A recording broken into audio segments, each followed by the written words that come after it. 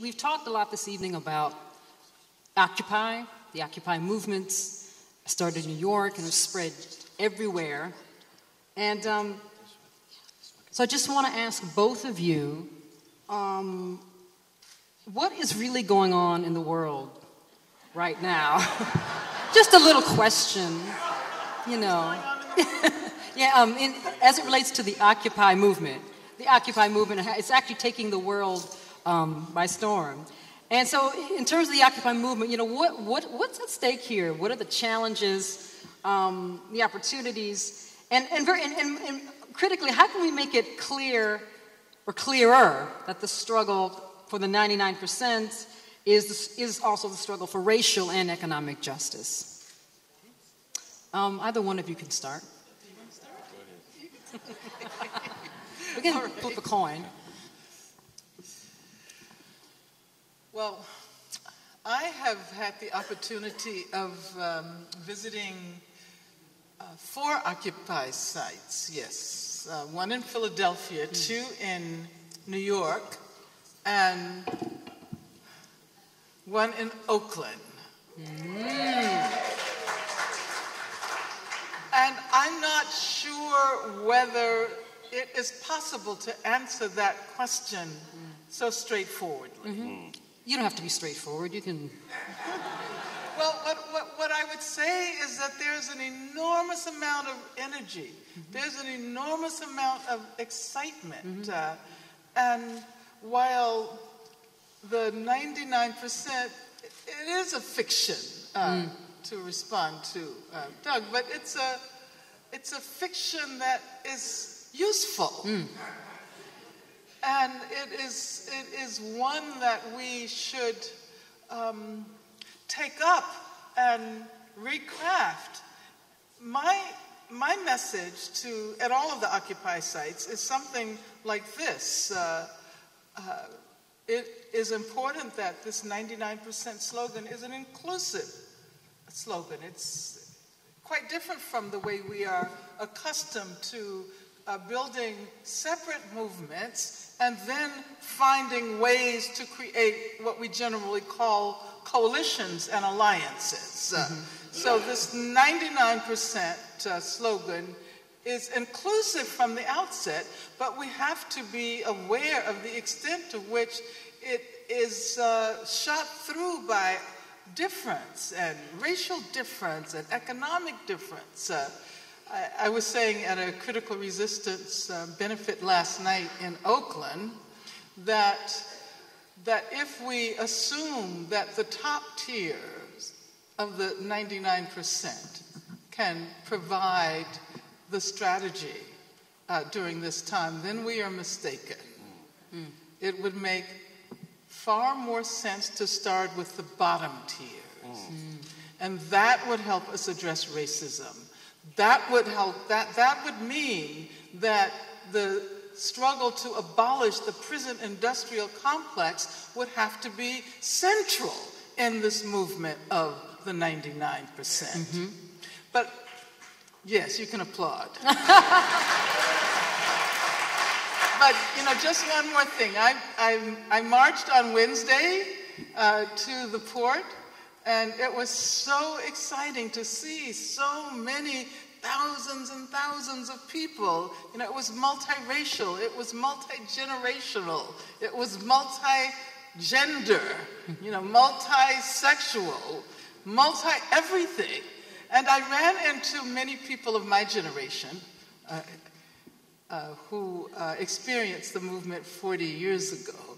And without exception, people were so happy. They were saying, "It's happening! Finally, it's happening!" And do you think it's happening? Do you really, you know, think that we are going towards a movement that will become change? I know, you know, no one has a crystal ball, but does this feel really, really different than movements you've experienced in the past? Well, you know, there are never any guarantees. Yeah.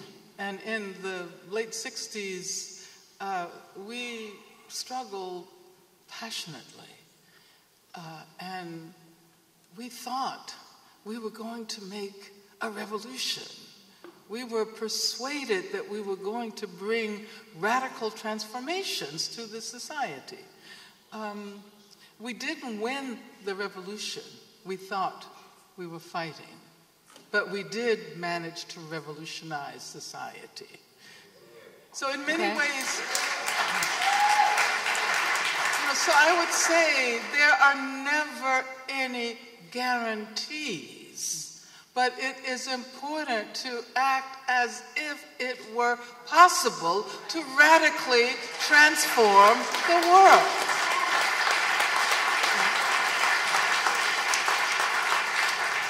And so people are acting as if right now. They are. Okay. Well, I want to hear from Reverend Lawson. Well, I agree with much of what you say, Professor Davis, especially from the perspective that this is something that no one predicted was going to occur, and especially from the perspective that there's extraordinary energy such as we have not seen for quite some time, and also that there seems to be within their organization the effort to, in all of the Occupy, it seems to be an effort to organize in a fashion that will judge the ways in which we're largely organized in our society. However, I do not see it yet as having what it has to have. There's time for that to happen. You have to remember that a lot of us, there are whole numbers of us who are following what we think to be civil resistance or nonviolent resistance. There is a gathering literature on it, though that's not yet within the academic world, especially the historians, very much. But there are three things that are necessary to create a movement that causes the collapse of an authoritarian government in Poland or Yugoslavia or Egypt. And Egypt, the Cairo Spring in Egypt fulfilled this. There are three forces. First force we see in such efforts is that there is an escalation of unity of purpose. I told the Boston Occupy group last week that your audience is not capitalism or the corporations. Your audience are the people of America who can have a different society, a different set of electoral prerogatives, but cannot do it through the election system. We need direct civil resistance in America as never before. Never before. It must happen. So, but again, there is a sense of unity that develops. And if we speak to the full audience, that unity will develop. And some of the issues you've said quite correctly are necessary. The next thing is there has to be a plan. You can't create a revolutionary change, without a strategy. It has to be both short-term and long-term. Cairo had that. The Solidarity Movement of Poland had it. The Chilean anti-Pinochet movement had it. And then the third thing is that there has to be the emergence of a nonviolent discipline. That's going on in the Occupy groups. They are trying to care for themselves. They're trying to build a community of care and concern. They're trying to take care of each other. They're trying to keep the camp, the occupation group, the Occupy villages cooperative, clean. Many of them recognize that the issue is not fighting the police or throwing stones. This is critical because the myth in the United States is that violence is the way you get change.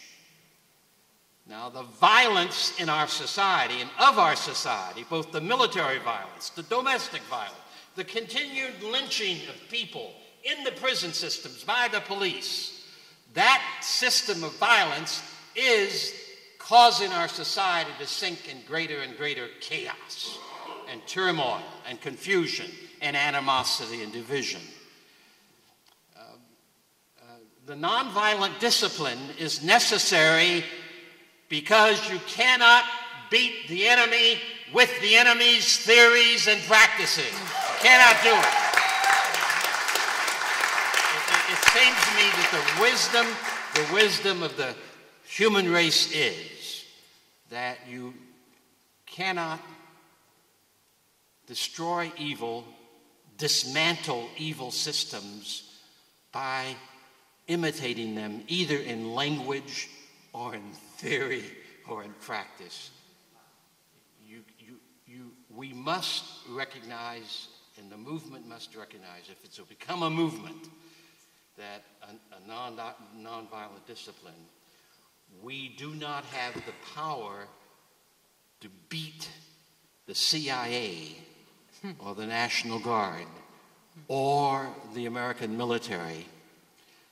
And therefore, the movement has to be one that will challenge that power with surprise and with our bodies, as Angela has done so very, very well across the years. We have to find ways to create a new power, and the new power is the power of people who get engaged in a sense that we can have a different world and a different nation and a different Los Angeles, and are willing to work on developing a plan and a strategy to make that happen.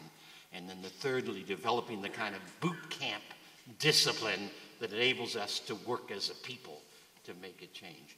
The other thing I want to say, the other thing I would like to say is that in the United States, the progressive people of the United States have never produced, in the last 60 years, a movement for social justice.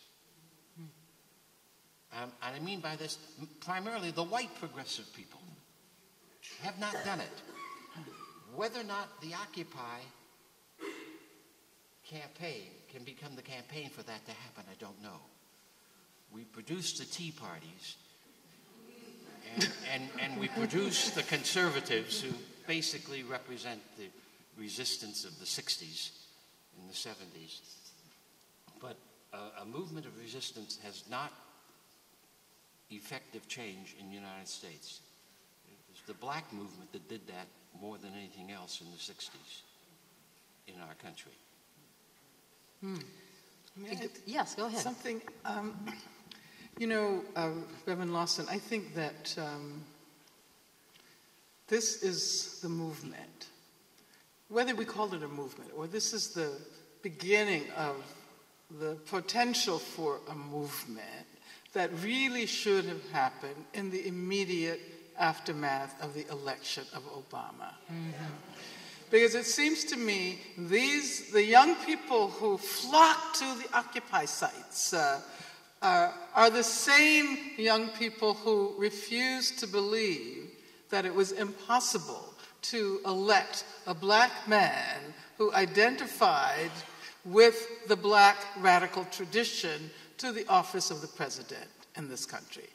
And I think that we've in our sense of disillusionment, disappointment, we have forgotten what an incredible moment that was in 2008 when Obama was elected. And we've also forgotten that he was not a viable candidate until young people with all of the new, modes of communication and social networks and so forth managed to create the foundation for a movement that said, yes, we can elect him. And it seems to me that what should have happened after the election was that movement should have crystallized. And we should have immediately gone out into the streets and called for free health care, You know, we should have Yeah. called for education. We should have called for not only an end to the war in Iraq, but we should have prevented the Obama administration from sending troops into Afghanistan. Right. So it seems to me that what we are witnessing today is what should have happened 3 years ago. Then let me ask you both, why didn't that happen? I mean, I agree with you. I think that the election was an amazing moment, and it seems to, in retrospect, that seems to have been the because we revolution. projected our hopes and dreams on this One guy. one individual. Yes. You know, we thought Obama was going to bring us this radically new future. And many progressive and radical people felt exactly the same way. After he won, they all went home and relaxed. I think so. That's right. And that's the point I make. The Occupy movement represents the notion that an election is an inadequate way to create change. Yep. That only the people can create change. Absolutely. So no matter the stuff about the ballot box, and I was very lukewarm in the 60s about voter registration, though I was registered to vote myself, and I encouraged it, because I did not see it even then as the gateway to dismantle the systems of racism, segregation, of sexism, of economic exploitation, and the violence of the system. I did not think it could do it, and it hasn't done it. Wow, okay. Let's talk about prison abolition for a moment. Since we touched on that a lot tonight. So what does that really mean, prison abolition? And why is now the time to really care about shrinking the California prison system by building alternative ways to deal with harm and violence, like bringing home political prisoners, etc.? And I have to say, I just heard, not in California, but some other state, they're starting to release people who were convicted under the federal cocaine, the crack cocaine sentencing laws, that they're not equal to the powder cocaine laws, but they've been reduced. So people are actually being, some time is coming off their sentences. They're being let out. I think it's Virginia. They're starting to do that. But anyway, what about prison abolition? How do you see it working or happening in the future or now? Well, I mean, it's interesting. The demand for the abolition of prisons is almost as old as the institution of the prison itself. Right. And certainly, I think it's important to include the demand for the abolition of the death penalty. That is very much a part. And historically, prisons were supposed to be more humane than capital punishment or corporal punishment. But it quickly became clear that that was not necessarily the case. The civil death of prisons versus the corporal death of the capital punishment, or one can say the slow death that is associated with prisons. People have been aware of these contradictions for decades and for a couple of centuries. And the solution has always been reform, prison reform. Those of us who consider ourselves abolitionists have worked hard to encourage people to think critically about this notion of prison reform. And I can remember that I always used to be referred to as a prison reformer. And I had to say, no, I am not a prison reformer. Because prison reform, even though there are demands that one must make to guarantee that people who happen to be in prison are treated humanely and can live lives that aren't so thoroughly saturated with violence. At the same time, prison reform in general is designed to create bigger and better and more persisting prisons. And so here we are in the 21st century confronted with that major contradiction. We have prisons that are now absorbing all of the resources of our societies that really should be going to schools and housing and healthcare and recreation. And also it serves as a place where we deposit those problems we don't want to think about. Mm-hmm. And so why not try to solve the problems that send people to prison? You know, from illiteracy and poverty and lack of health care to the problems of violence. What causes people to do such terrible things to each other? So it seems to me that we have to get rid of this institution that is this haven for the worst kinds of ideologies, racism and sexism and misogyny and transphobia, because the prison is also a gendering apparatus. The more we think about the impact of the prison system on the lives of everyone, regardless of whether they happen to have had the experience of going to prison, the more we realize that if we want to get rid of gender violence, we're going to have to get rid of prisons. If we want to think about, why it is that people who do not fall into one category or another, people who are not clearly male or female, are marginalized and are treated as if they were not human beings. The prison system has a lot to do with that because there are only male prisons and female prisons. It's one of the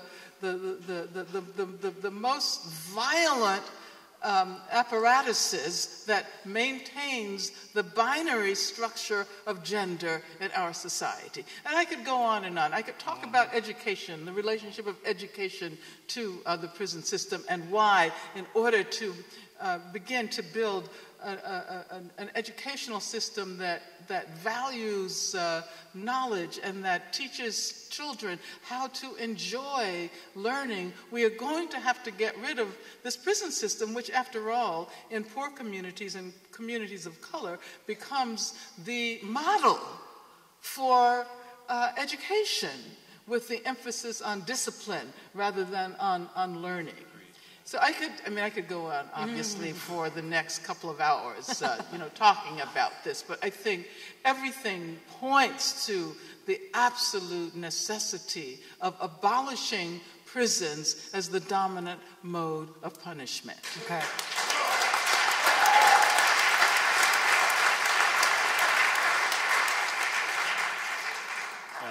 And another part of this is that prisons themselves are a creation of the largely violent, sexist, racist society of which we are a part. Mm-hmm. Over half of the prisoners of our 2.3 or nearly 3 million people there in prisons, and people who are caught up in the mechanisms of parole and probation and all of that, are people who had a good legal defense, probably would not even be there in the first place. We have to recognize that this is the effort, really, of I will say it this way, of a male-dominated system that has enjoyed the decimation of the Indian, slavery of 250 years, Jim Crow law in practice, and economic patterns of injustice. This is their way of continuing their racism in the world, in the United States. Right. So it makes great sense to me, too, that they should be abolished. Many of the reasons for people being in prison are for offenses that white peers across the country are not going to jail for. Right. Right. You're right. And I just want to add, the U.S. attorney who was releasing some of these people, mostly black people, who had been sentenced for crack cocaine possession, when he was asked, well, why is there a disparity in the first place? And he kind of hemmed and hawed, and he said, well, you go out, because you can see the poor people in mostly black and brown neighborhoods. It's easy to go through, look at them, arrest them, send them to jail. Whereas, the big dealers, the big drug operations are behind closed doors. They're not out and about. It's much harder. That was what he said. But that also made me think of something you said, Professor Davis, about the issues of prison. How when you lock all these people up, you kind of lock the issue away. You don't see it. And so that's what we do. We put the issue away. And the people in prison can't speak. They're locked away. And so it made perfect sense. And also, I think it's important to recognize that prisons have become an alternative to housing and education and jobs. Yes, exactly. They are. Right. It's not accidental. Right. It's not accidental that it was the period of the 1980s which saw the rise of global capitalism and the dismantling of the welfare state and structural adjustment in countries of the southern region. This is precisely the period during which prisons began to proliferate in this country, and by the 90s you began to see a similar kind of proliferation in countries throughout the world, including, unfortunately, in post-apartheid South Africa. And so, you see, it seems to me that if we really want to safeguard the possibility of radical change, of new societies, we cannot allow this institution to continue to do its damage. In South Africa now, with all of the problems that have emerged in the aftermath of the dismantling of apartheid, the economic problems, etc., it has been so easy to borrow the rhetoric of law and order from the U.S. and to use the apparatus of the prison to contain problems that South Africa is going to have to deal with if they want to retain any hope for a better society. And in this place, which has placed the issue of a non-racist society, a non-sexist, non-homophobic society, the first country in the entire world to include that in its constitution, it will also have to address the looming problem of the prison. Wow. Yeah. Okay.